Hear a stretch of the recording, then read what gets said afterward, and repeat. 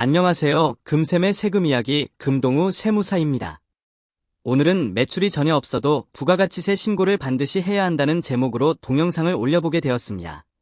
특히 태어나서 사업을 처음 하시는 초보 사장님들은 한 가지 착각 아닌 착각을 하시는 경우가 있습니다.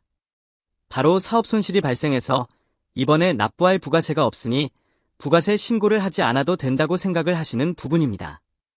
제가 예전에 저의 홈페이지나 블로그에 사업 손실이 발생할수록 세금 신고는 악착같이 해야 한다는 포스팅을 해놓은 적이 있습니다. 부가가치세의 경우에도 마찬가지입니다.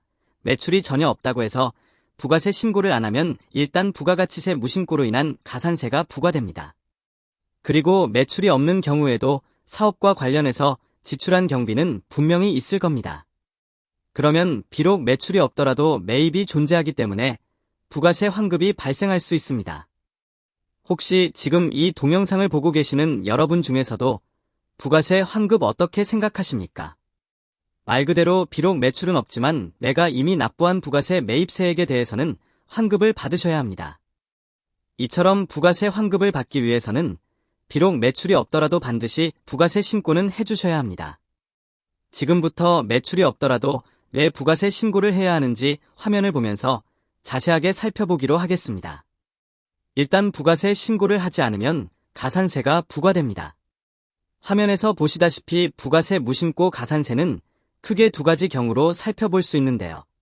일반 무신고 가산세는 납부세액의 20%입니다. 그리고 부정 무신고 가산세는 납부세액의 40%입니다. 그러니 가산세를 피하기 위해서라도 부가세 신고는 무조건 해주셔야 합니다.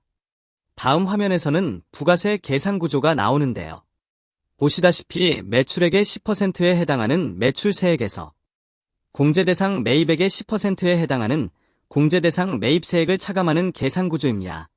지금 화면 나가니까 화면을 자세히 보면 쉽게 이해하실 수 있을 겁니다. 그러면 여기서 우리가 한 가지 사실을 발견할 수 있는데요.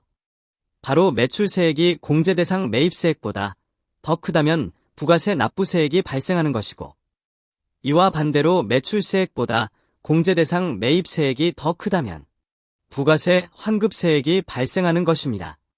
그러면 여러분들도 매출액이 없다면 부가세 환급을 받을 가능성이 높아지니 무조건 부가세 신고를 해야 한다는 사실을 발견할 수 있을 겁니다. 제가 이해를 돕기 위해 한 가지 사례를 들어 설명해 보겠습니다. 홍길동 씨를 가정해 보겠습니다. 홍길동 씨의 매출액은 0이라고 하였을 때 공제대상 매입액은 1200이라고 하겠습니다. 이때 매출이 없으니 매출세액은 당연히 없습니다. 그리고 공제대상 매입액이 1200이니 여기에 대한 10%는 바로 120이 나옵니다. 그러면 홍길동 씨의 부가세 환급세액은 바로 120이 발생하는 것입니다. 이처럼 비록 매출이 없다 하더라도 부가세 신고를 해야만 부가세 환급을 받을 수 있습니다. 지금 이 동영상을 보시는 여러분께서는 과연 어떤 선택을 하시겠습니까?